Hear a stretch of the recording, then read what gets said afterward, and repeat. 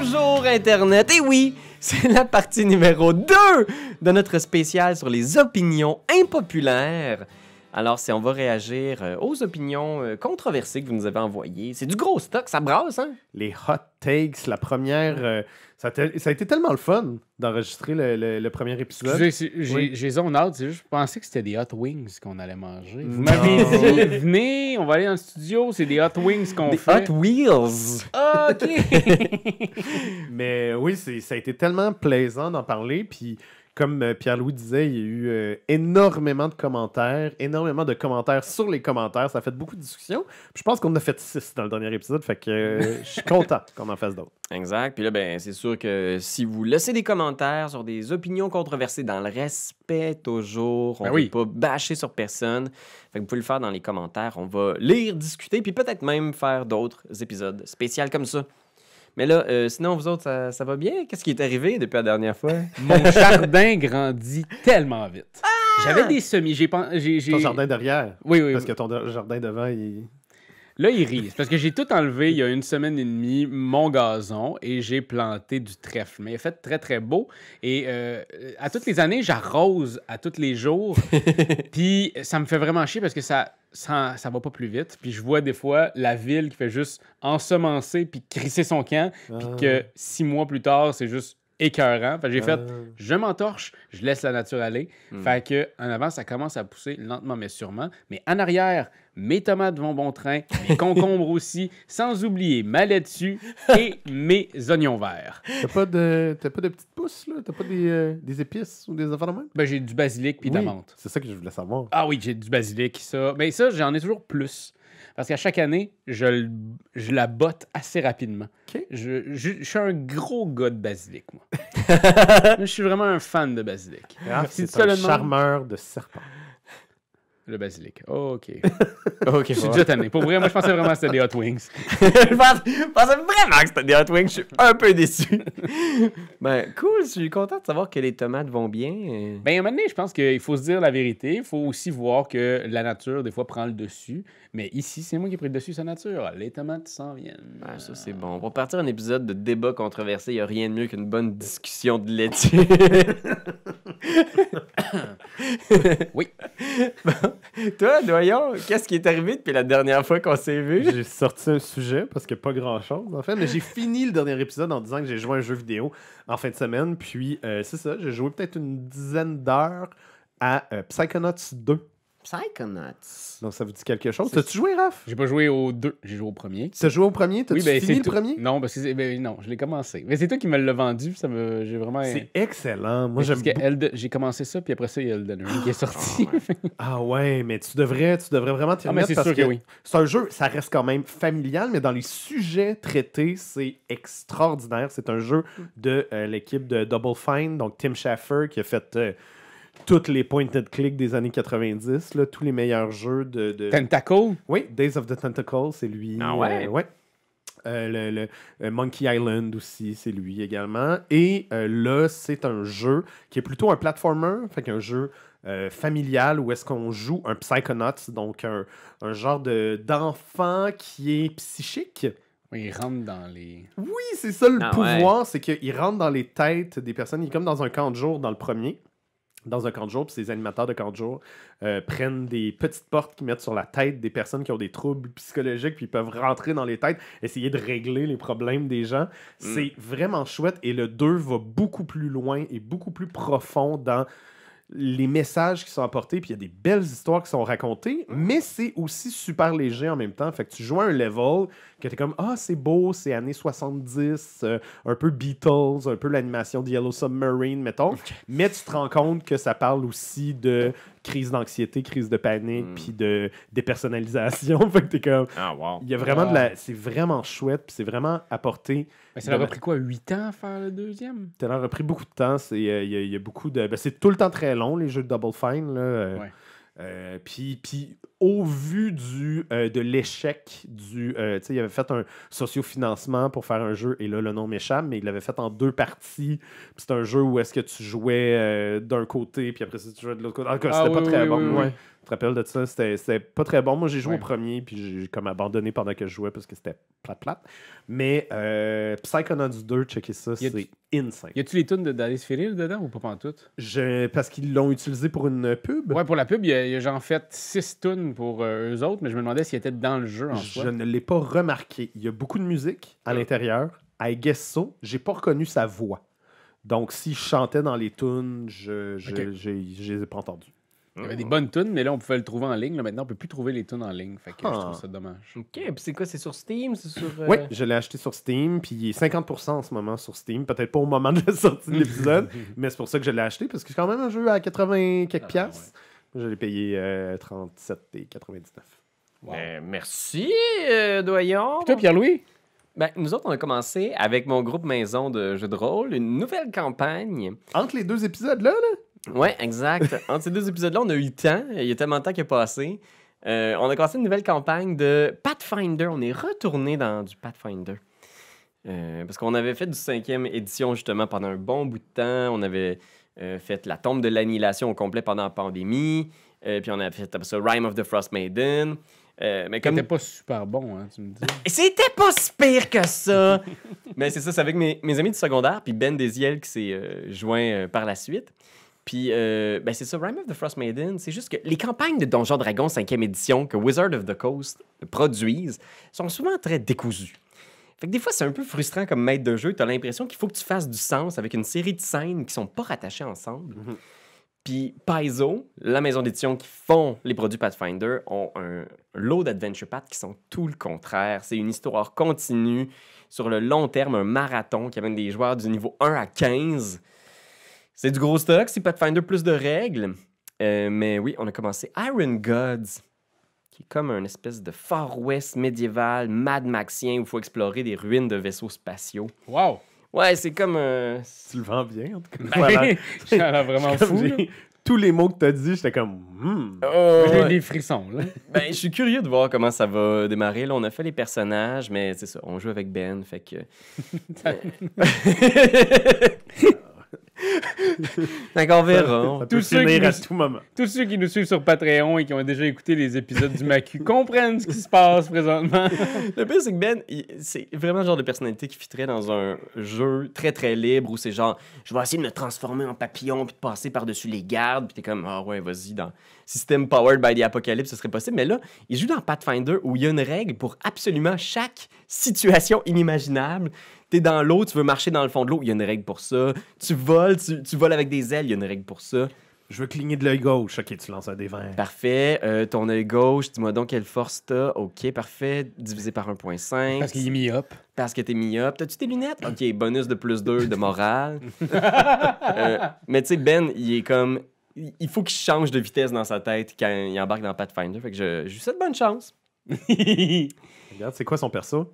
Son perso, je pense pas que je vais spoiler, mais c'est une witch. Fait que c'est une sorcière qui fait des ex sur le monde, qui peut les débuffer un peu.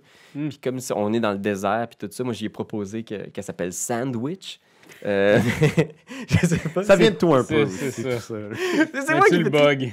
Tu l'as bugué tôt dans l'aventure. Écoute, on essaie que ce soit sérieux. Là. Il y a un de nos amis qui a quitté la game parce qu'il trouvait qu'on était pas assez sérieux. Qui ça? Max Les Tourneaux, il a arrêté. Ah non, pour vrai? Max, il nous a dit je pense que je vais prendre un break. Je trouve que c'est rendu plus assez sérieux. Il a dit ça au moment où Dan jouait un barbare homme-éléphant des mers qui avait le corps de Kevin Costner et la tête de Babar. Ça, c'est miniature. Tu sais, un était comme... Mais Sandwich, c'était correct, par exemple. Ouais, Sandwich, c'est ça. Dès qu'on a créé ce nom-là de personnage, puis que Marc-André s'est dit que moi, c'était un androïde qui a la forme d'un frigo, déjà, on était comme une chance que Max... On a essayé de le rembarquer, mais bon. Hey, écoutez, on te salue, Max. Moi, j'espère que tu vas rembarquer parce qu'on est un peu niaiseux, mais on t'aime fort, Max. Oh, c'est beau. Alors, c'est le moment d'embarquer dans ces fameuses hot takes qui sont point des hot wings. T'as vraiment l'air déçu que c'est pas des hot wings. Pour vrai, j'avais quand même un peu faim. Vraiment déçu. Mais c'est que j'avais écouté Hot Ones récemment, puis là, je me suis dit, c'est des wings épicés, on va répondre à des questions, comme... Finalement, non. C'est pas ça. Écoute. C'est correct. Mais écoute, j'ai quelque chose d'assez épicé ici pour commencer le débat.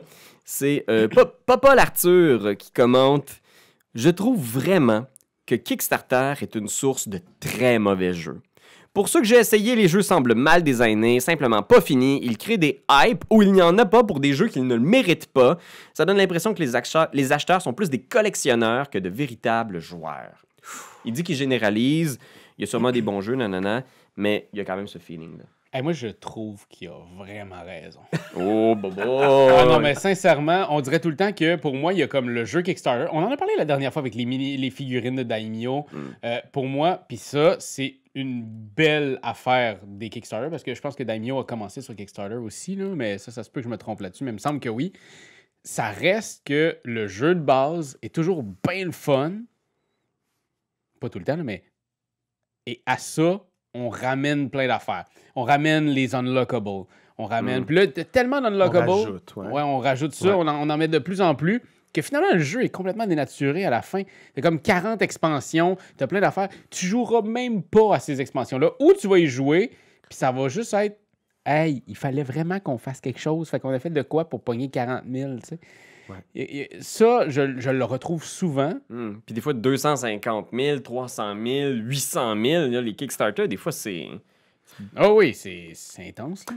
Je trouve ça intéressant. J'ai croisé quelqu'un à la boutique du Randolph il y a quelques semaines qui m'a dit quelque chose qui ressemblerait à l'inverse. Ah ouais? Mais je pense qu'il ne comprenait pas exactement c'était quoi le concept de sociofinancement de projet en général, mais il se posait la question, il était comme...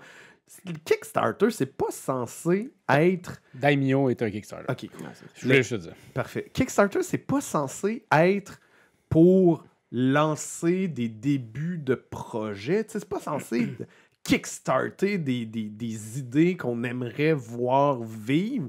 Il y a beaucoup de jeux qui sont sociofinancés ou de projets qui sont sociofinancés en général qui arrivent sur Kickstarter, puis c'est des produits finis. Je veux pas, je veux pas les kickstarter, je veux pas les aider, ces personnes-là. Pourquoi ils produisent pas leur jeu? Puis j'ai dit, ça peut aussi être une plateforme de diffusion, une plateforme d'aide. Nous, notre Kickstarter, on l'a géré comme ça. Notre produit était déjà fini quand on est arrivé sur Kickstarter. Fait que, tu sais, oui puis non. Puis à quelque part... Mais ça reste que je comprends un peu son truc dans Cool Mini or Not. À toutes les fois qu'ils sortent un Kickstarter, je suis comme...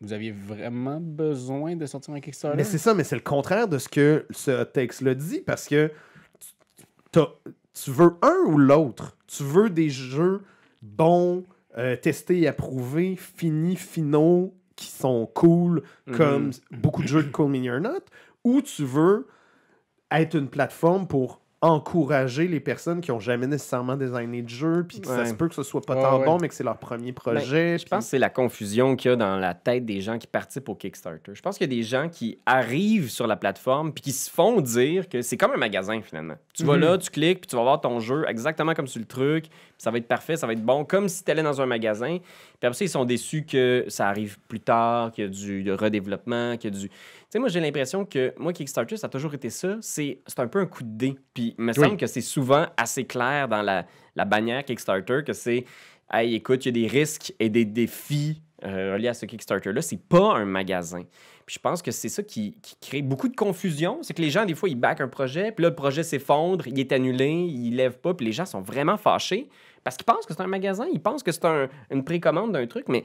J'ai l'impression que la philosophie de la plateforme, c'est plus de donner la chance à des gens qui ont une idée, de trouver une façon de la développer. Mais il faut être conscient de ces risques-là. Ben oui, c'est un peu comme quand tu vas dans un marché. Tu sais, si tu vas au marché Jean Talon, puis t'es comme... les gens sont comme, venez manger mes tomates à moi. On revient aux tomates encore. C'est ça, j'allais dire. Venez manger mon chou. Puis tu sais, t'es comme, je vais l'essayer, celui-là, puis tu l'achètes, puis il est pas bon, puis tu l'aimes moins. Ben, tu lui as donné une chance, à quelque part. Puis la seule affaire pour moi, ce qui me bug là-dedans, c'est que des fois, les jeux sont bons, mais on en rajoute trop. Ouais. On dénature le jeu à cause qu'on met trop de plastique dedans. Puis je comprends toute cette patente-là d'essayer d'aider les gens. C'est juste que des fois, la base, le premier jeu, la personne qui veut commencer son jeu sur Kickstarter, mais il se pose trop de questions pour essayer de l'amener plus loin. Je sais pas si vous comprenez, dans le sens que, hey, là, je veux taper mon tant de milliers de personnes qui vont mettre de l'argent dessus. Fait que je vais faire une campagne, je vais faire un legacy avec un roll and write on the side. Puis là, tu fais comme... Finalement, ça a l'air d'un gros Frankenstein de jeu, quand, à la base, à la toute base, ton idée était vraiment cool. Ou peut-être pas. Ou peut-être pas. Peut-être que l'idée était pas cool. Mais je pense qu'il y a beaucoup de gens qui commencent, peu importe le milieu, qui se disent « J'aimerais ça rentrer dans ce milieu-là. Qu'est-ce que je dois faire qui ressemble à quelque chose qu'on s'attend sur cette plateforme-là? » Ouais. Fait qu'il y a des gens qui vont peut-être... Et je pense à certains projets en tête, mais qui font comme moi je vais mettre les minis au cœur de mon truc parce que c'est un jeu de société sur Kickstarter, c'est des minis. Puis finalement, le jeu est pas tant le fun que ça. C'est ça. Ça crée comme des mouvements de jeu où tu as l'impression qu'il faut que ce soit ça ton jeu. Par contre, moi, ce que j'aime beaucoup sur Kickstarter, c'est d'encourager un projet puis de le voir évoluer. Mm-hmm. Ça nous est arrivé avec Oath. Il n'est pas là, mais il est là. Ouais. Oath, qu'on a vu la version A, avec laquelle on avait joué une soirée. Il y avait eu la version B, que là, j'étais comme, j'apprendrai pas toutes les règles, ça devient rochant. Là. Puis quand on a reçu le jeu, j'ai fait, waouh, ça a passé de ça à ça. Le jeu le jeu est beaucoup mieux qu'à la base. Il y avait comme des affaires de même. L'expérience était vraiment plus cool parce qu'ils ont pu playtester, parce qu'ils étaient ouverts aux commentaires. Mm-hmm. On mais en revient même temps, aussi au tu dernier. parles des créateurs de Root, tu sais, fait qu'il y avait des bonnes chances que ce soit pas pire, tu sais. Non, il aurait pu se fourrer sur le deuxième. Voyons donc. Oui, il y aurait pu, mais ils en ont fait d'autres entre-temps aussi. Tu sais, je pense pas que ça aurait été exécrable, mettons. Il aurait pu être moins le fun, mais il aurait pas pu être aussi horrible que beaucoup de jeux de Kickstarter sont. Oui.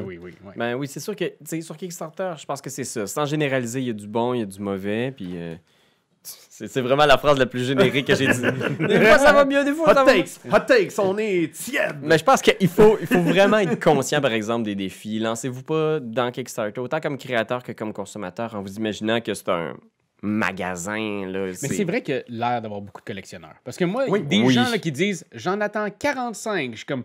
Puis beaucoup de monde, on dirait qu'ils se font un certain mérite à encourager autant de Kickstarter, puis après ça, de faire comme, j'en ai 360. C'est un coup de dé, tu sais, vous l'avez dit, c'est un coup de dé, c'est du gambling, puis ça attire les gamblers. Ouais, il faut le savoir, là. Tu penses pas que tu vas jouer safe là, en backant un jeu, là. Ça se peut que tu le vois juste dans... Mais tu sais, il y a des très, très bons jeux, là. Ça, je peux vous le dire. Sur Kickstarter, il y a des bons jeux. Oui, il y a des bons jeux. Là. Certains de mes jeux préférés viennent de ces plateformes-là. De toute façon, ils se ramassent en boutique, les bons jeux sur Kickstarter. Moins cher. Parfois. Parfois plus maintenant. Mais bon, écoute. Hey, attends, j'ai quelque chose parce que là, je vous poke, là, guys. Ça, là... On est là. Ça, là, c'est pour vous. On est là. Guillaume Lemire qui dit...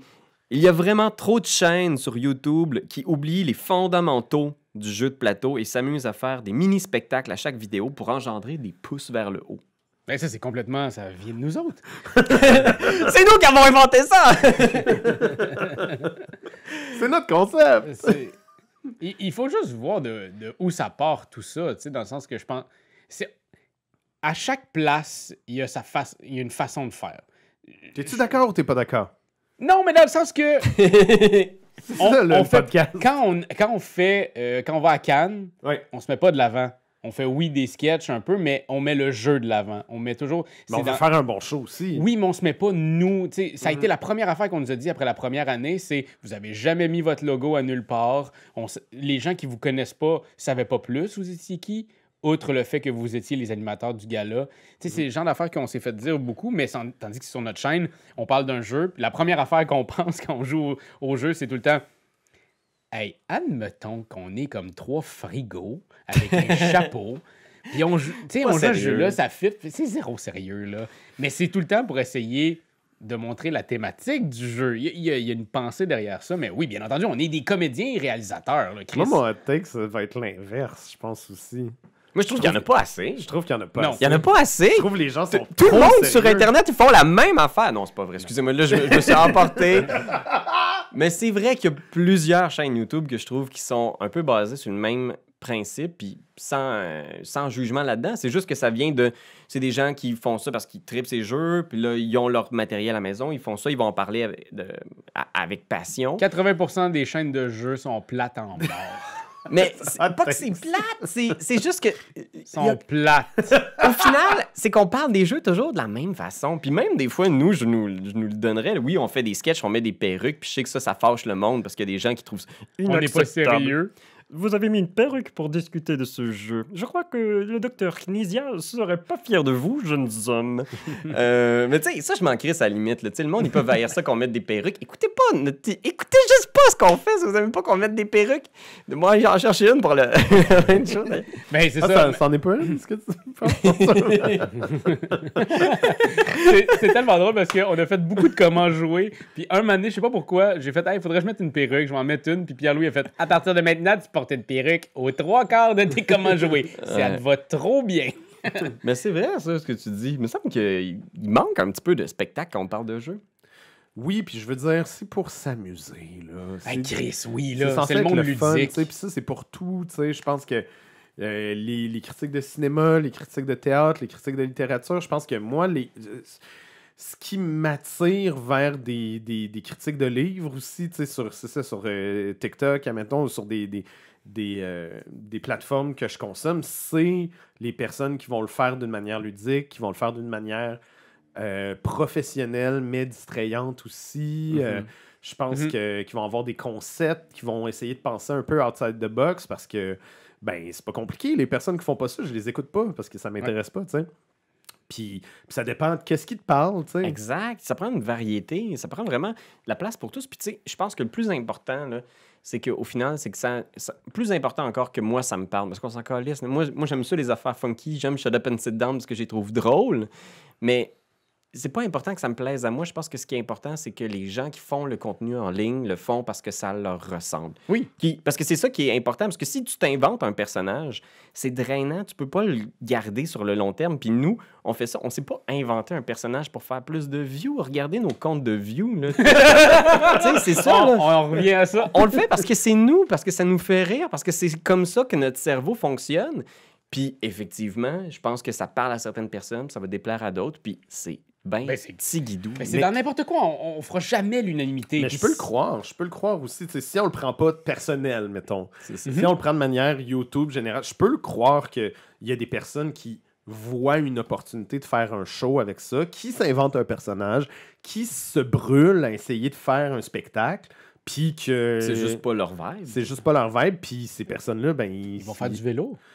Non, je niaise. Tu dis-tu Bruno Catala? Non, je faisais Monsieur Fall. Ah, OK. Il faut qu'il l'explique en plus. Mais non, en plus, même lui, à la base, c'était pas un personnage. Ça a toujours été ça. Mais moi, c'est le monde qui nous disait dans des conventions, vous devriez vous trouver des petits noms. Des noms comme Docteur... Raffifon. Puis là, je suis comme... mais non, mais on n'a pas ça. C'est pas nous, ça. Quand vous nous voyez, c'est Raph, Pierre-Louis, Marc-Antoine, Karianne, Anne-Cat, Benjamin, Pépé. C'est nous. Bien entendu, on est un peu kinké up, là, parce que des fois, Pierre-Louis est comme « OK, je vais te faire un test son. Allô, allô. Bonjour! » Ouais. Une calisse. Mais tu sais, à la limite, c'est parce que ce hot take-là, effectivement, si on le prend pas personnel, parce que là, je le fais par joke, le Guillaume, tu sais bien que je le prends pas mal du tout, mais c'est vrai que c'est pas l'impression. Il sera jamais capable de voir notre vidéo parce que t'es crissé. C'est ça, t'es banni. Mais non, mais pour vrai, c'est vrai que je suis pas tout à fait d'accord avec ça parce que je trouve qu'il y a pas tant de chaînes qui font des spectacles ou qui font des personnages pour avoir des likes.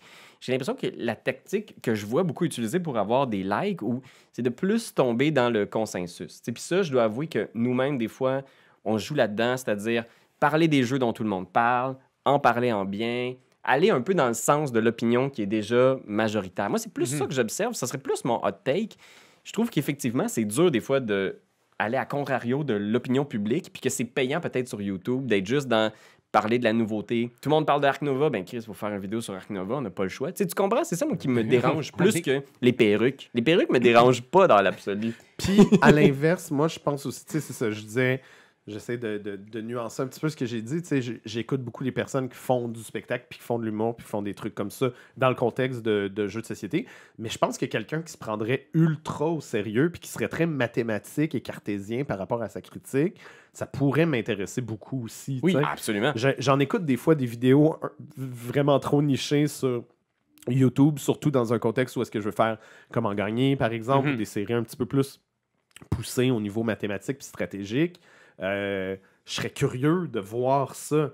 ça pourrait être encore un spectacle, ça pourrait être très rigolo aussi, mais j'en écoute des channels de mathématiciens puis de trucs plus genre...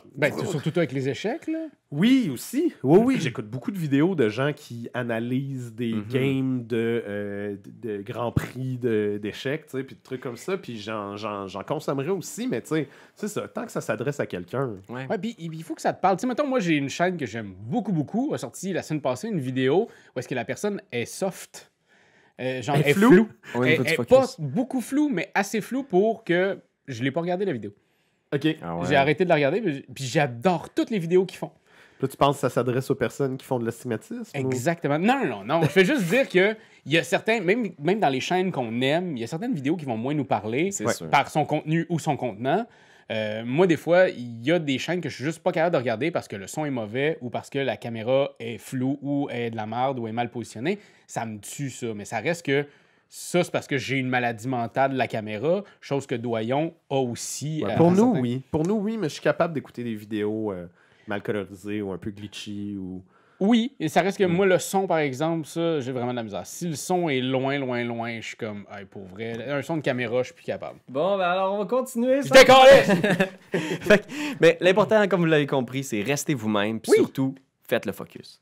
Faites le focus. Mais restez vous-même, ça reste que ça a toujours été à l'interne dans Etu Game. Si on a du fun à le faire, on le fait. Puis c'est pour ça que D&D est arrivé dans Patente il y a de ça 5-6 ans.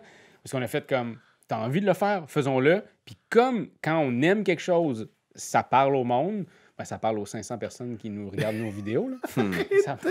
Alors, on vous salue d'ailleurs. Oui, on a tous, là, Benjamin, Martin, Caroline, maman. Mais oui, écoutez, puis ça prend de tout faire un monde. Fait que, hey, parlant de ça, j'en ai un autre ici. Luc Laprise qui dit, honnêtement, Gloomhaven, c'est plate. Il y en a beaucoup comme ça. Il y en a eu beaucoup des comme ça. On a eu des Terraforming Mars, overrated. Ark Nova, c'est plate. Dixit, c'est n'importe quoi. Mysterium, c'est du gros hasard avec un paquet de cartes que personne ne comprend.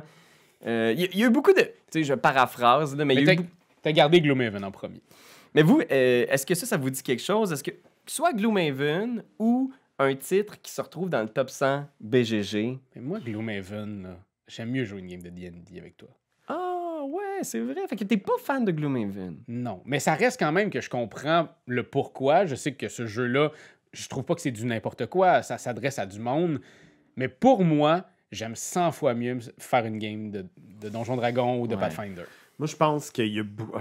Ça va être tiède, qu'est-ce que je vais dire, mais je pense que... Hot takes! Ouais, c'est ça. Faut que ce soit des hot takes, OK. Non, Luc Laprise, chez où t'habites? Non, mais tu sais... Gloomhaven, c'est plate. Non, je veux dire. Fondamentalement, Gloomhaven n'est pas plate. Là. Je veux dire, faire ses impôts, c'est plate. Ah, je comprends ce que tu veux dire. Oui. Dans ce style-là, oui. Tu sais, je veux dire, attendre à l'hôpital, c'est plate. Mais Gloomhaven, c'est pas plate, là. Je veux dire, il y a plein de belles idées dans Gloomhaven. Placer Gloomhaven dans sa boîte avant et après... Moi, je trouve ça super satisfaisant. Ah non, c'est plate. C'est plate ou c'est difficile / long? Non, c'est plate. Plate. Mais tu sais, c'est ça. C'est parce que t'as pas le super insert en bois de E-Raptor, d'ailleurs. Parlant de...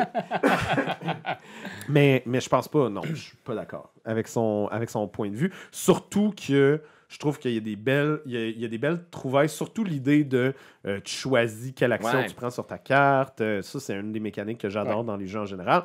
Je pense pas que c'est le meilleur jeu de tous les temps. Non. C'est ça, moi et tout, c'est ça. C'est parce que là, il est numéro 1 sur BGG. Depuis un Christy bout, depuis un bout. Indétrônable. Je pense que c'est ça, l'effet boule de neige de « Ah, il est tellement cool qu'il est cool », puis tu sais, il y a toute cette idée-là, puis... Mais après ça, je pense qu'il y a des belles affaires, il y a des belles miniatures. Il y a des belles miniatures. Moi, j'ai des gros problèmes avec le jeu, mais ça m'arrive encore. Tu sais, j'ai une campagne de Jaws of the Lion que j'avance lentement, mais sûrement. Je suis rendu comme, je sais plus c'est quoi le scénario, 7 ou 8. Là, tu sais, on fait comme une game une fois de temps en temps. Mais c'est vraiment le fun à chaque fois qu'on y va. Je le jouerai pas en solo. C'est trop dur à jouer en solo. Mais à quelques-uns, je trouve le fun. Mais c'est-tu plate? Non, c'est pas plate. Effectivement, t'as touché le bon point. C'est que c'est pas plate. Je pense que c'est un peu... Ben, tu sais, en même temps, chaque jeu a son public. Puis je peux comprendre que quelqu'un soit comme... Mais c'est ça mon premier point qui était un peu tiède.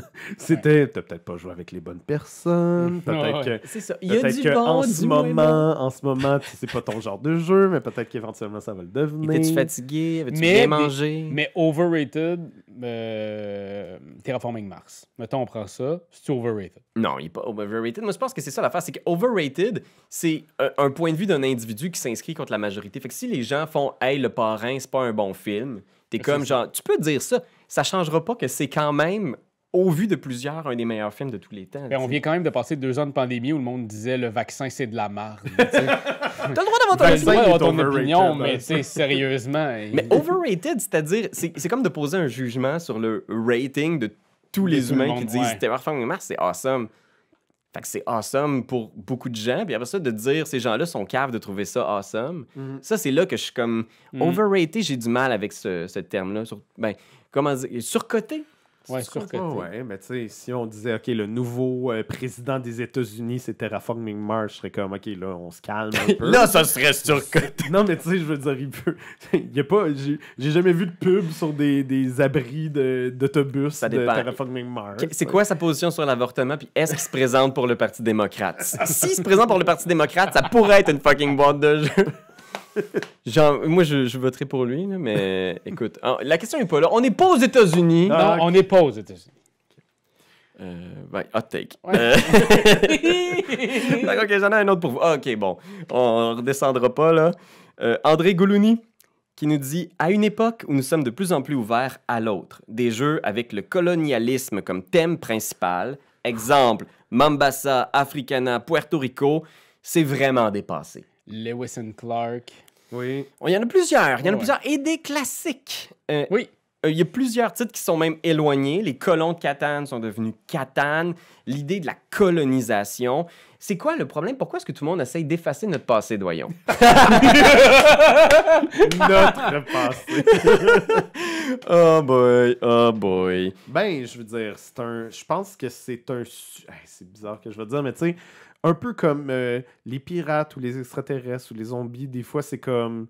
Les gens sont comme, OK, ben on va cocher ça va être ce sujet-là qu'on va... Tu sais, ça vient avec un bagage de, OK, le colonialisme, ben les colons de Catane, ben là, c'est ça, on vient peupler cet endroit-là, on vient découvrir, c'est un travail d'aventurier ou nanana. Tu sais, ça vient avec une genre d'insensibilité par rapport à... la réalité d'autres cultures, d'autres sociétés. C'est ça. Je veux pas mettre ça sur le même piédestal que les autres thématiques, mais dans le sens qu'il y a souvent une facilité, surtout dans le milieu du jeu de société, à... OK, ben c'est des pirates, fait que c'est quoi les clichés des pirates? C'est telle affaire, puis c'est correct, ça correspond. Je me rappelle d'un jeu amérindien, qui avait un thème amérindien, puis qu'on nous avait dit, hey, on peut vous le faire, mais comme vous, là, au Québec, avec des bois, des chemises, puis j'étais comme, ben non. Des clichés québécois. Des clichés de la pagne, on fera pas ça. Comme tu dis, il y a beaucoup d'insensibilité. Par contre, est-ce qu'on... Puis ça, c'est aussi dans l'art ces temps-ci. Est-ce qu'on devrait effacer ça de tout? Ou peut-être juste de mettre je sais pas... un indice comme quoi que les compagnies ont évolué. Un trigger warning. Ou peut-être même d'expliquer dans ton livret de règles qu'est-ce qui s'est réellement passé, puis d'expliquer une affaire, mais de continuer à jouer à ça, parce que le jeu, je veux-tu vraiment l'effacer, Mombasa? Je veux-tu vraiment l'effacer complètement? Je pense qu'il n'y a personne qui revendique ça. Puis, tu sais, moi, juste pour que ça soit clair, je pense qu'on partage la même position, mais je pense qu'on est tous un peu aussi usés du colonialisme dans les jeux de société, juste pour que ça soit clair. Oui, complètement. Moi, je pense que c'est juste... Aussi, dans ce débat-là, ce qui me déçoit, c'est qu'il n'y a pas beaucoup de nuances. T'sais. Quand quelqu'un dit « je suis un peu allé du colonialisme dans les jeux », ce que les gens entendent, c'est « OK, fait que là, tu veux plus qu'il y ait de jeux de... Il n'y aura plus de jeux de guerre, il n'y aura plus de jeux de Deuxième Guerre mondiale, il n'y aura plus de... Là, il va falloir... Qu'est-ce qu'on fait? On jette les boîtes aux poubelles? » C'est ça. Les gens embarquent dans une série de réflexions ultra défensives alors que quelqu'un a juste posé une question qui est légitime. Hey, le colonialisme. Puis, tu sais, on a, à quelque part, dans une certaine mesure au Québec, subi les effets du colonialisme. Puis moi, je pense que si on se met des fois juste dans la peau des gens qui sont à l'autre bout de ce thème-là, puis qu'on fait « Hey, on va faire un jeu vraiment cool. C'est un jeu sur le FLQ. Fait que tu es des agents de la GRC, puis il faut que tu t'arrêtes des artistes. Puis là, tu vas chercher dans leur bibliothèque, voir s'ils ont des livres sur le communisme, les mettre de côté pour trouver des agents du FLQ. Tu sais, pendant la crise d'octobre, ça va être très drôle. Je serais comme « C'est donc un fucking whack, votre jeu. » Tu sais, genre, est-ce qu'il y a une sensibilité par rapport à ce que nous, on a subi comme culture puis comme société? Même chose si on faisait un jeu qui s'appelait genre le rapport du RAM, essayer de garder les francophones, les empêcher de sortir des limites de leur petit Canada français. Tu sais, il y a comme quelque chose de... Une fois que tu te mets dans la peau de ces gens-là, puis t'es comme, c'est vrai que c'est fucking whack, Mombasa. Mais je pense que même plus loin que ça, c'est un peu ça que j'essayais de dire, c'est que pour que quelqu'un fasse les jeux dont tu parles, il faudrait qu'il fasse de la recherche puis qu'il s'intéresse un petit peu au sujet, alors que de faire un jeu sur le colonialisme, on dirait que ça va de soi. Les un peu idées sont déjà dans le... Tu as juste à prendre les idées dans l'univers commun, là, puis tu n'as pas de recherche à faire. Il y en a très peu. C'est un peu de la paresse, souvent, j'ai l'impression. Je pense que oui. Moi, ce qui vient me bugger, par contre, c'est quand il y a des rééditions de jeux de ce genre-là puis qui ne changent rien. Ça vient me fâcher. C'est encore plus facile. Mais c'est encore... c'est déjà fait. Mais je fais juste penser à Lewis and Clark, je veux juste le dire, mais les bonhommes sont rouges, les Autochtones. Là. Je veux dire, les peaux rouges. C'est gênant. Mais c'est gênant qu'en 2022... Pas besoin de l'effacer, Lewis and Clark. C'est un jeu le fun. Mais on peut-tu juste l'adapter à où est-ce qu'on est présentement? Puis au pire, garde-les que c'est des Amérindiens. Il n'y a pas de stress. De un, change la couleur, là, mais une couleur normale, là. Après ça, écris quelque chose dans ton livret pour parler de ce qui s'est passé. Avoir un peu de sensibilité. Exact. Je pense que c'est juste ça qu'on... Moi, en fait, c'est juste... que personne soit cancellé. Il y a personne, je pense, qui appelle au cancel de quoi que ce soit. Puis je pense qu'il y a plein de scénarios dans lesquels on sait qu'il y a comment dire, des petits problèmes historiques, il y a eu des tragédies, des choses. C'est un jeu sur la Deuxième Guerre mondiale. Quand tu prends un recul suffisant... Je te dis, je fais un jeu sur la Deuxième Guerre mondiale. On fait la carte, puis c'est un scénario what if. C'est genre dans un scénario imaginaire où on met les différentes factions, les alliés, l'axe. Moi, ça me dérange pas. Il y a un recul qui permet de parler historiquement de l'événement. Mais si tu fais un jeu sur la Deuxième Guerre mondiale où t'es juste genre ultra focus genre sur le Reichstag, puis Hitler, puis la montée des chemises brunes, tu sais, t'es comme genre, ben là, ça me met mal à l'aise. Je veux dire, il n'y a aucune loi qui t'empêche de le faire, mais moi, je ne jouerai pas à ça. Je ne serai pas à l'aise de jouer à ça. Je n'aurai pas envie de jouer à ça. Même chose pour Secret Hitler. Tu sais, les gens en parlent parce qu'il y a des gens qui ont un énorme malaise. Dépendamment de ta perspective, des fois, c'est avec la compagnie comme entité, des fois, c'est le sujet, le thème, le mot Hitler. Je pense que c'est propre à chacun, mais je pense que de plus en plus, on se sensibilise. Puis ces discussions-là sont importante, je pense, parce que de plus en plus, on le voit dans le monde du jeu, les gens font attention. Fait que c'est ça l'affaire. Personne n'est cancellé, mais les gens font de plus en plus attention. Puis un éditeur qui fait un jeu dans ce sujet-là, il repense à deux fois, puis il se le fait dire par beaucoup de monde, j'ai l'impression. Mais c'est Disney qui a commencé à faire ça, là. Des films, justement, avec les Maui, mais de vraiment aller chercher les gens de cette communauté-là pour pouvoir parler comme faut de ce sujet-là. Dans ton jeu, tu veux aller parler des Autochtones, tu veux parler de la crise d'octobre, tu prends des gens qui ont déjà fait ça, qui ont vécu ça, ou qui sont rattachés de près ou de loin. Ben, c'est un peu ça, là. Puis il y a des sujets exactement, là, tu sais, on en parlait dans le dernier épisode, mais c'est pas tous les sujets qui sont bons à un jeu. Tu comprends? Moi, c'est juste ça l'affaire. Colonialisme, ça me fait plaisir de parler de colonialisme. C'est quelque chose que je trouve bien intéressant. Mais dans un jeu, j'éprouve un malaise à transformer ça en activité ludique. Tu sais, c'est comme This War of Mine. C'est un super bon jeu. Ça a été fait par des gens qui avaient des bonnes intentions puis qui avaient une justification pour le faire, tu sais. Mais moi, je suis juste pas à l'aise de parler de ces thématiques-là en mangeant des Doritos dans mon sous-sol puis en disant « T'es mort! » Tu comprends? Moi, ça me met juste mal à l'aise. Fait que je joue pas... Par exemple, j'ai jamais ri à This War of Mine. Autant dans le jeu vidéo que dans le jeu de société, j'ai plus souvent filé comme d'un gros tas de marde. Ben, moi, il y a des affaires tellement absurdes qui se passent dans This War of Mine, c'est pas de leur faute. C'est un jeu. Fait que tu piges une carte, pis t'es comme, oh non, sa famille est toute morte, il y a un problème d'alcool. Genre, je suis comme, j'aimerais ça me sentir mal pour ce dude-là, mais c'est une miniature de plastique. Ouais. Fait que je joue pas à ces jeux-là parce que on n'est pas assez sérieux. Moi, ça serait mon hot take. Est-ce que les miniatures de plastique, c'est des personnes? Est-ce que c'est des personnes? Alex Savaria qui dit... Ah, ça, c'est un bon, par exemple. Okay. Ceux qui ont des piles de la honte ont des troubles d'achat compulsif. Hey, quand j'ai lu ça, j'ai comme fait... Ben oui. Ça, c'est un des hot takes qui a eu le plus de réactions positives parce que, effectivement, qu'est-ce que t'en penses, toi, Daillon?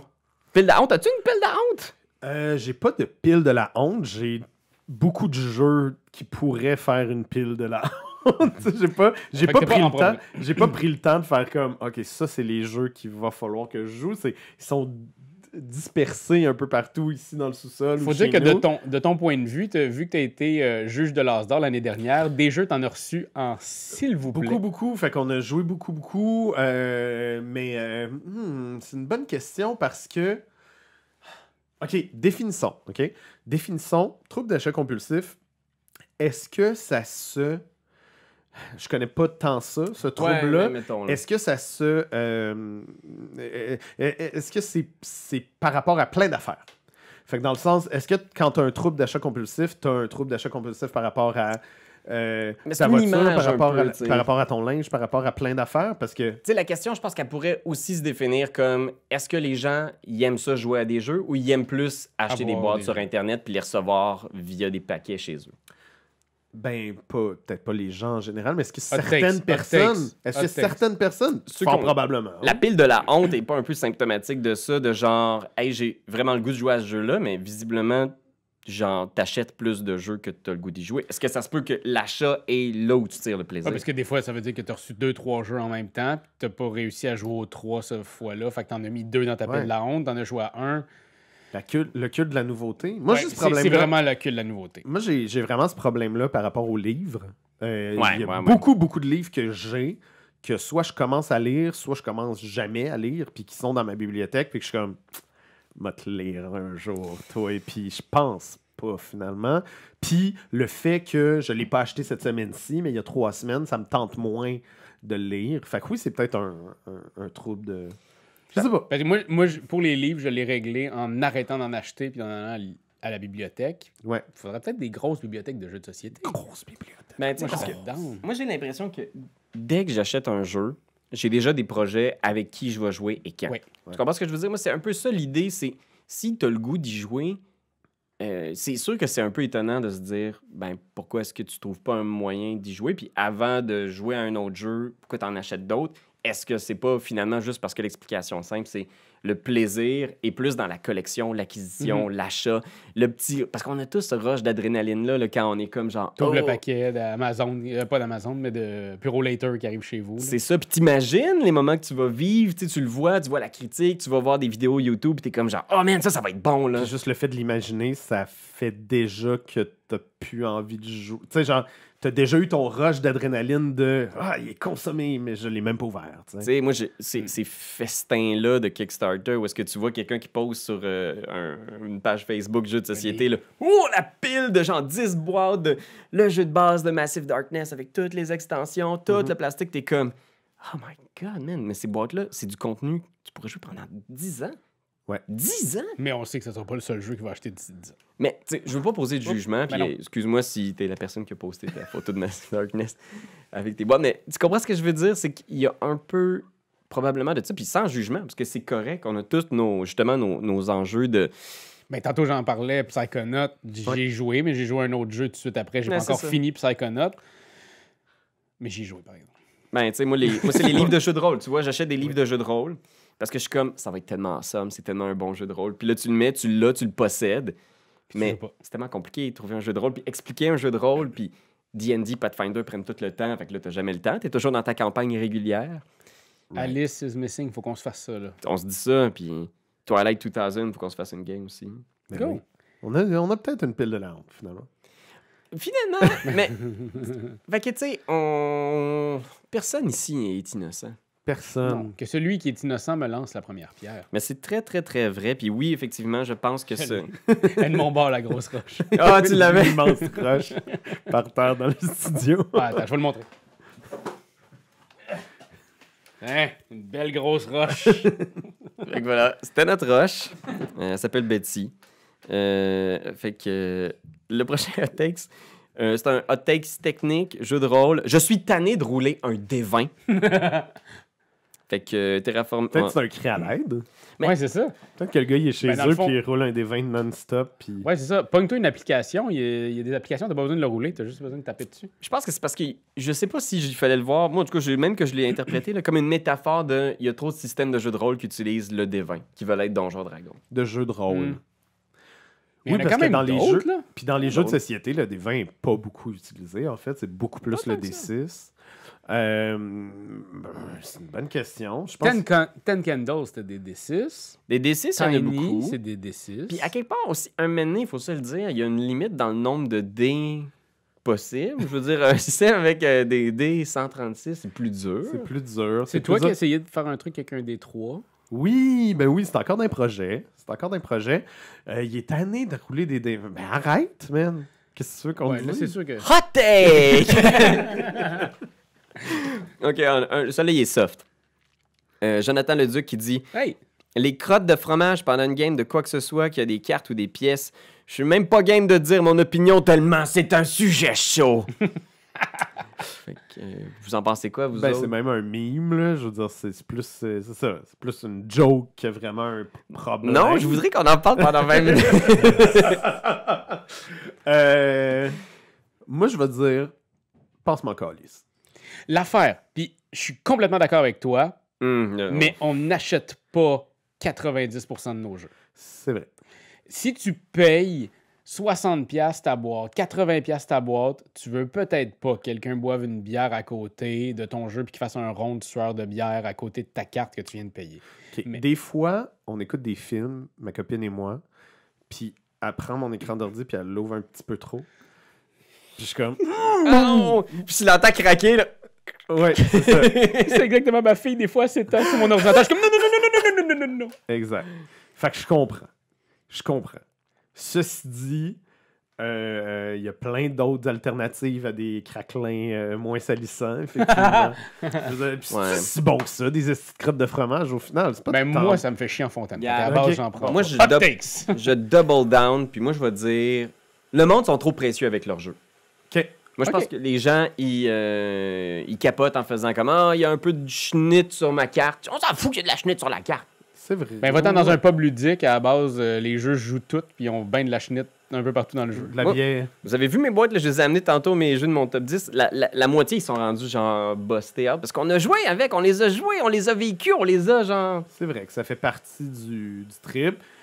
On vieillit, nous autres aussi, là, à la base. Oui, effectivement. On essaie de se garder pristine. Nos corps d'Adonis. Mais, ouais, les gens sont peut-être... Ben, quand tu payes pour quelque chose, t'aimerais ça qui t'offre le plus longtemps possible. Je pense, je sais pas. Oui. Hot take! Christian Lemay, le retour Oh non! du scorpion masqué. Ça aussi, ça fait beaucoup réagir. Son chandail rouge? Son chandail rouge aussi. OK. Fait que voilà. C'est en réaction à Joël Gagnon du Randolph qui avait parlé de « Hey, pourquoi est-ce que les jeux sur BGG, les jeux simples, accessibles, les party games, comme on dit, il a utilisé le terme « Pourquoi est-ce qu'il y a une taxe de rating? » Puis là, j'étais comme « Une taxe de rating, c'est quoi? » Puis Christian Lemay a surenchéri en faisant comme un exemple de commentaire qu'on voit souvent sur BGG de « C'était vraiment le fun, on a beaucoup ri, c'était super facile à comprendre, la boîte était géniale, pas cher. » 6 sur 10 dans l'évaluation. Parce que le jeu est trop simple, les gens ont tendance à sous-coter des jeux de party. Puis là, son hot take, c'est « Voici le top 3 des jeux dits familiaux sur BGG. » Et dans le top 3, on a Wingspan, Lost Ruins of Arnak, Everdale. Puis là, il dit version gentille, ils ont pas la même famille que moi. Version méchante, ils ont juste pas de famille. Ben, ça c'est le top le plus drôle, là, le top 3, là, genre, sincèrement. Ça puis fait aussi, c'est un site de geek, là. Oui, je veux dire, c'est pas un... Tu sais, genre, tu te bases sur le site geek.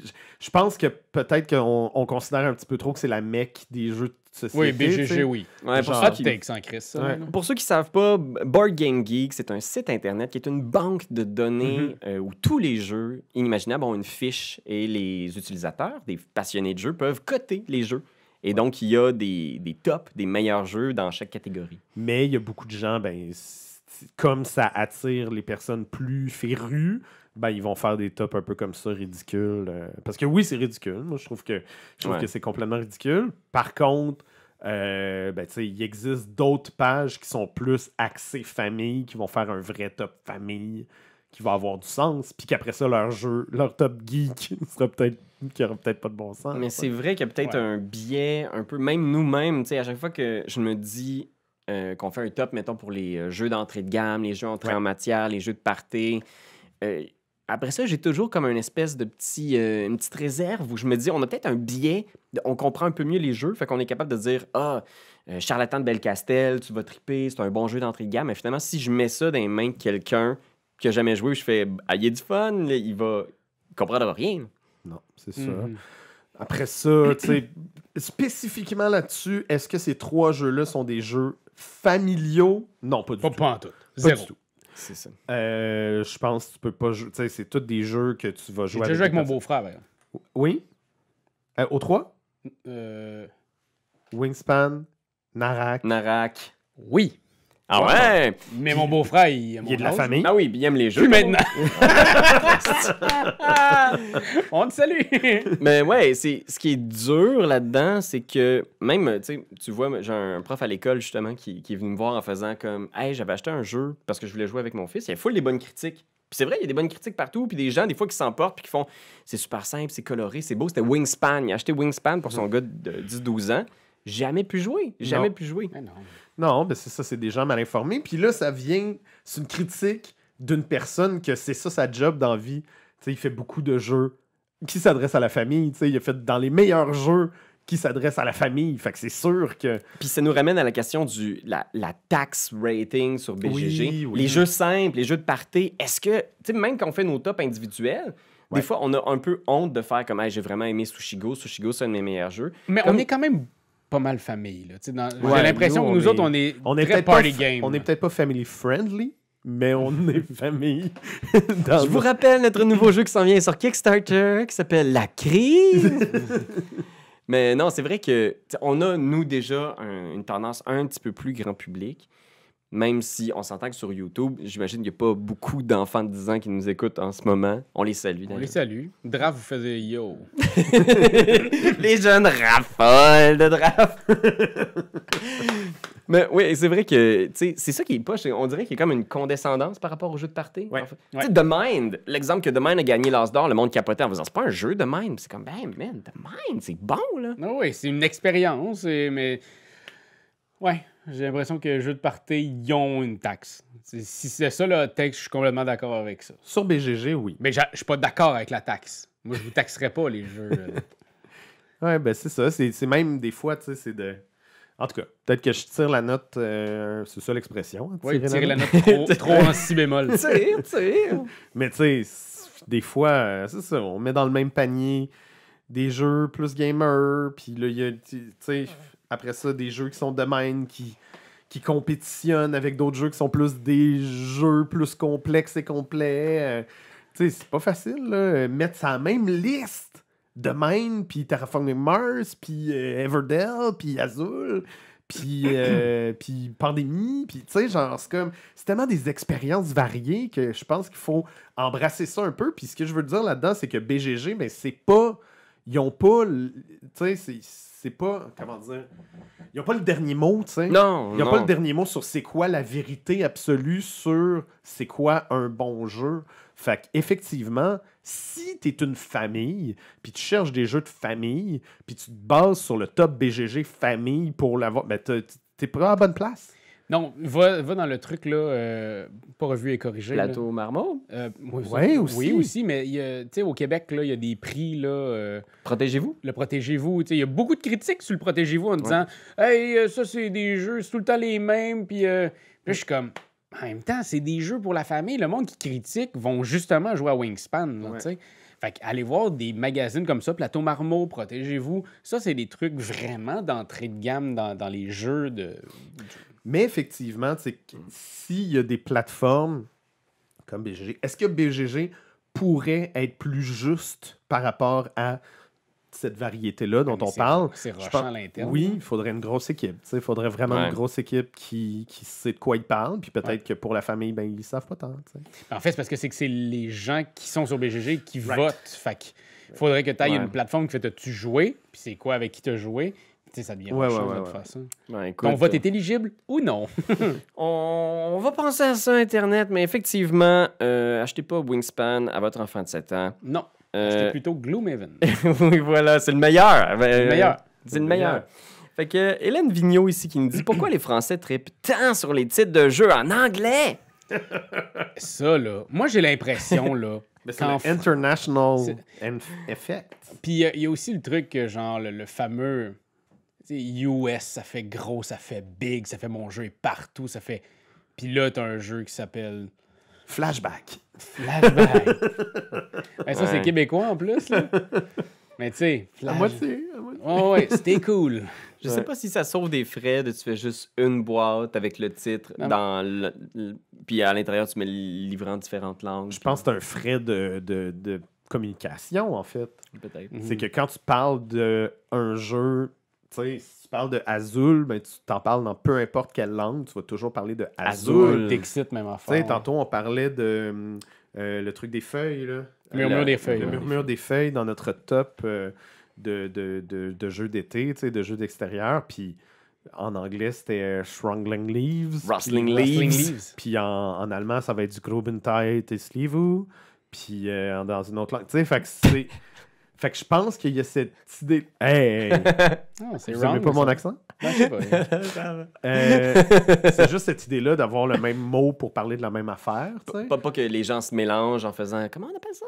Puis je pense que nous, ça nous touche les Québécois parce que ben on préférerait peut-être des fois que ce soit vraiment international, c'est-à-dire un mot qui... Fife, Acropolis. Tu sais, des mots d'origine grecque ou des mots d'origine latine qui vont vraiment plaire à tout le monde. Des noms. Puis que souvent, ben, les Français, ben, ils n'ont pas cette sensibilité-là, puis qu'ils font juste comme, ben, on va le nommer en anglais, alors que le titre pourrait être traduit en français. T'sais? C'était quoi, récemment, tu as fait une critique sur Museum Pictura. Oui. Un jeu français familial. Fait comme... Ouais. Fait que... Photo de musée, là. Pictura aurait peut-être été... des fois, c'est ça. On dirait que le monde du jeu a de la misère avec ses titres aussi, je dirais. Moi, il y a beaucoup de jeux qui... Soit le titre m'évoque rien, ou genre, je suis comme... Ah, c'est ça le titre pour vrai? J'en aimerais pas quand on en voit. C'est ça, j'en vois, là, je suis comme... J'en vois un mot, là, ici. Non, je suis comme, écoute. C'est dur de trouver un titre. Puis un titre de jeu qui plus est. Là. Ça reste que nous autres, notre nom, c'est aussi Etu Game. Non, j'avoue que... Écoute, on peut bien parler, mais c'est Ben qui l'a trouvé, ce titre-là. On s'excuse d'ailleurs à tout le monde d'avoir ce nom-là. À tout le monde! Tout le monde. Fait que, OK, attends, je vais en faire un ou deux petits avant de finir. Ah, OK, celui-là, il est un peu... c'est dans la même gamme de « on n'aime pas trop les jeux », là. Loup-garou est le pire des jeux, pour la simple et bonne raison que la partie commence et quelqu'un ne joue déjà plus. Ça, là, c'est un gars qui a jamais joué à roulette russe. Encore une fois, quand c'est le choix des mots, de dire que c'est le pire des jeux, c'est vrai que c'est un peu intense. Puis la roulette russe, c'est ça, il y a quelqu'un qui est éliminé. Il y a du player elimination. Exact. Il n'y a pas de hasard en plus dans la roulette russe. Moi, c'est... Attends, avant de parler de loup-garou, on va parler de la roulette russe. Il y a trop de hasard! Oui, mais il y a de la vraie tension. Il y a une vraie tension, OK. Ça raconte une histoire. Mais moi, je fais juste vous dire que après ça, de ranger la boîte et les cadavres, je trouve ça trop long. Oui, c'est pour ça que tu triches aussi. Écoute, on s'excuse encore de tous les trucs plus dark qui sont abordés ici. C'est des jokes, on le rappelle. Mais oui, loup-garou, il y a des gens qui meurent aussi dans le loup-garou. Vous êtes pas un peu contre ça, vous aussi, la mort dans les jeux? Parce que c'est vrai que c'est violent. Non, je suis pas contre la mort. Là. Si des enfants, là, c'est-tu correct, les loups-garous? C'est correct de manger le monde, voyons. C'est ça que tu dis? S'il vous plaît. Surtout si la personne elle veut. Moi, si la personne est consentante, elle se fera manger comme elle veut. Hot takes! On commence à faire beaucoup de hot takes. Mais effectivement, loup-garou, on a passé à autre chose. Là, je veux dire, effectivement, c'est pas tant. Moi, je ne serais pas tant. Moi, j'ai énormément joué dans le temps de l'école de théâtre. On a joué en masse. 10 ans et plus, 15 ans. J'ai joué beaucoup. Ouais. je comprends que cette première affaire-là, là, la première personne qui meurt, je trouve tout le temps ça plate. Puis souvent, c'est quand j'ai expliqué tout le jeu, puis que j'ai été le maître de jeu pendant 2 tours, le 3e tour, c'est moi qui crève en premier. C'est sûr, c'est grave. Ben là, on n'a aucune information. Oui, mais il connaît trop le jeu, fait qu'on le kill. L'information que t'as, c'est que Raph, peu importe, t'as bien de tuer. Mais pour vrai, c'était souvent ça. Puis j'étais comme, c'est plate. Fait que nous autres, on avait fait des règles maison que le premier mort pouvait revenir en switchant de carte. Puis il y avait comme des trucs de même. Mais encore là, cette règle-là, que la première nuit, il y a beaucoup de jeux qui le font pas, ça. Que le premier tour, on jase de ce qu'on a entendu. Il s'est passé de quoi dans la nuit, mais il n'y a personne qui meurt. Je comprends au niveau de l'égalité de la patente, mais tant qu'à faire, j'aime maintenant beaucoup mieux un jeu comme Galerapagos, où personne meurt, mais qu'il y a quand même des traîtres qui vont bugger ta game. Ouais, c'est ça. Ou... Ben, en même temps, oui, il y a des guns. Puis oui, si tu pognes les guns de la balle, tu tues quelqu'un, mais ça arrivera jamais dans tes premiers tours. C'est ça. Ou, tu sais, les dernières années, il y a eu Among Us aussi, qui était vraiment intéressant parce qu'il y avait du player elimination, mais à ce moment-là, les joueurs qui étaient éliminés pouvaient continuer à participer, puis à jouer aussi. On a joué aussi, je pense que j'en parle à chaque fois qu'on fait un 2 jeux bacon, le jeu vidéo qu'on a joué à distance tous les deux. Le genre des petits Indiana Jones qui meurent super rapidement. Ah oui, tu parles... Spelunky. Dans Spelunky, quand tu joues à 2, puis qu'il y a une des personnes qui meurt, ben, elle peut continuer à aider au-delà de la mort. Puis elle peut se ranimer elle-même quand elle trouve le tombeau. Oui, exactement. Fait que, tu sais, je pense qu'il y a définitivement une intégration de cette critique-là par rapport au player elimination dans beaucoup, beaucoup de jeux, et il devrait en avoir davantage. Je pense que ça devrait pas être une mécanique. Mais ça reste que c'était au début. Ouais. Tu sais, c'était dans les premiers jeux de ce style-là, là, parce que c'était en même temps, je pense, à moins que je me trompe, là, mais proche d'Avalon, puis Résistance, qui avait aussi un peu de player elimination. Ouais, puis tu sais, Loup-garou de Tierce-Lieu aussi, il y avait des jeux déjà qui existaient un peu avec des cartes que tu pouvais faire avant l'existence de Tierce-Lieu. Mais tu vois, moi, player elimination, ça me dérange pas tant que ça, tant que c'est le fun, puis que la gang est le fun. Parce que c'était ça, c'est que finalement, ces jeux-là, c'est un rassemblement. Fait que le fait de me faire tuer au début, ça me dérangeait pas tant, parce que je pouvais aller prendre une bière, puis là, les gens qui étaient morts, on sortait prendre une bière. On allait juste... Puis on revenait. Ça faisait comme rassemblement, puis ça faisait partie de notre truc. Puis même dans les jeux plus modernes, quand on est éliminé, si la situation est le fun, puis que j'ai envie que mes amis réussissent, je me sens encore impliqué. Je sais que c'est une question mais t'es pas impliqué si tu meurs au début. C'était un peu ça, moi, la patente, là. Dans le sens... T'as rien à dire. Ouais, c'est ça. Secret Hitler... Tu fais expliquer le jeu, puis après ça, la première affaire qu'on te dit, c'est que tu joues plus. C'est ça. Ouais, tandis que si t'as fait un peu la moitié de la game, tu vas rester, tu vas boire ta bière, comme tu as dit, mais tu vas rester autour de la table pour regarder qu'est-ce qui se passe. Tandis que si je me fais éliminer en premier, je vais aller me tirer une piste dehors sur le bord d'un arbre. Ouais, je comprends que c'est rendu quelque chose que... Puis je trouve qu'il y a beaucoup de choses, justement, des mécaniques intéressantes qui ont permis aux gens morts de rester impliqués dans le truc. Puis je pense que j'encourage ce genre d'initiative. Ben, Ghostbusters, à la fois. Ouais, la magie aussi, la nécromancie. Ouais. Bonne idée. Tu fais comme 3 games de loup-garou en même temps, puis t'en as une, mettons que c'est juste les éliminer des autres games. Fait que tu joues en même temps sur différents plateaux. On a fait ça, maintenant. On a fait quelque chose de même? C'était 2 villages en parallèle, puis tu pouvais changer de village. Oui, mais c'était pas que tu sois mort. C'est à l'école de théâtre, qu'on a fait ça? C'était à l'école de théâtre qu'on a fait ça. On avait 2... puis c'était des games avec... Tu pouvais acheter des écus, tu pouvais acheter des épées, puis défier le monde en duel. Quand des étudiants de théâtre réparent ton jeu, c'est que c'est de la merde. Hot takes! OK, un petit dernier maintenant pour la route de Guillaume Bessette qui dit « Le bon vieux cube de bois est une composante des jeux plus plaisante que des miniatures ou des ressources personnalisées. Je préfère avoir un jeu qui vient sans aucun insert pour l'organiser à ma façon. 87% du temps, le système de rangement fonctionne pas pantoute. » C'est 2 hot takes. Ouais, c'est ça. Parce que le cube de bois, c'en est un, puis le rangement, c'en est 2. Exact. Je suis pas d'accord avec le rangement, parce que pour vrai, quand je vois une boîte avec rien, ça me donne juste envie de chier dedans. Hot takes! Raph, il a été élevé comme ça, en fait. Ouais, moi... Il était 12 dans leur famille, puis il chiait dans des boîtes. C'est ça, on savait pas. Non, mais j'exagère. Mais c'est souvent que ça devient le bordel, puis tu fais juste mettre dans des sacs, tu mets tout ça, puis des fois, je suis comme, il y a 2 sacs qui sont ouverts, on s'entorche. Tandis que quand, des fois, il y a des Des inserts. Des inserts, je suis comme, bon, OK, ça c'est cool. Le insert de Root n'a pas de bon sens, là. Il est extraordinaire. Mais il y a beaucoup d'inserts qui sont de la merde aussi. Ouais, ça dépend lesquels. Moi, j'ai pas vu celui de... Là, tu pointes celui de Matago, c'est ça? Oui, il est immense. Je pointe celui de Matago qui est pas là, mais oui. Ouais, parce que celui original, moi... Non, il était ordinaire, celui original. Ouais, moi, je dois avouer que c'est ça. Souvent, il y en a des inserts originaux que je trouve que c'est de la job, que c'est comme... Moi, j'aime ça les organiser dans des petits ziplocs, puis d'être comme, OK, ça, c'est le ziploc du genre rouge, le ziploc du genre bleu. Puis là, quand il y a des inserts, des fois, c'est que tu le mets sur le côté ou quelque chose, puis tout tombe, puis là, t'es comme, ah, t'es tombé! Ouais. Moi, je suis pas un grand fan d'inserts. Je veux dire, je trouve que ça prend de la place, mais je pense que je suis pas un grand fan des boîtes qui sont trop grosses pour rien aussi, en général. Si t'as un paquet de cartes dans ta boîte, fais-moi une belle boîte. Une belle petite boîte. Qui se tient, mais pas d'insert, ça me dérange pas. Il peut y avoir un petit carton dedans. C'est pas la fin du monde. Faut dire, je joue pas régulièrement à des jeux avec beaucoup de miniatures ou de pièces. Mais moi, je vais juste dire pour tous ceux qui créent des inserts, faites votre première batch, mettez tout comme vous voulez, puis promenez-vous dans la ville avec, dans votre sac à dos. Juste vous assurer que tout se tienne. Dans un sac à dos, parce que j'ai l'impression que les gens designent les boîtes souvent en imaginant que ils vont pouvoir le mettre dans le coffre de leur pick-up ou ils vont pouvoir le mettre en arrière de leur minivan. On n'a pas tout un minivan. Non. Pourquoi est-ce que la boîte des jeux, des fois, il n'y a presque rien, il faut que ça joue à une boîte genre grosse de même qui rentre nulle part dans aucun sac à dos? Puis combien de fois tu ouvres une boîte, puis finalement tu mets toutes les affaires, puis la boîte, elle remonte de tout ça. Là. Ouais, c'est comme insane. J'ai tout bien placé. Puis ça m'arrive beaucoup quand il n'y a pas d'insert aussi. Ah ouais? Ouais. Parce que là, je suis comme, fallait que je mette les plateaux en dessous. Ah. Là, j'essaye en dessous, puis là, finalement, Raphaël. le sac est peut-être trop gros. Ah non, fuck off. Il est pas extraordinaire à Tetris. OK, puis le cube en bois. Ça, là, on se battra à Tetris 99, mon os. Puis là, le cube en bois. On a parlé aussi du cube en bois. Vous autres, est-ce que vous êtes pour ou contre le cube en bois? Mot final. Complètement pour. OK, toi?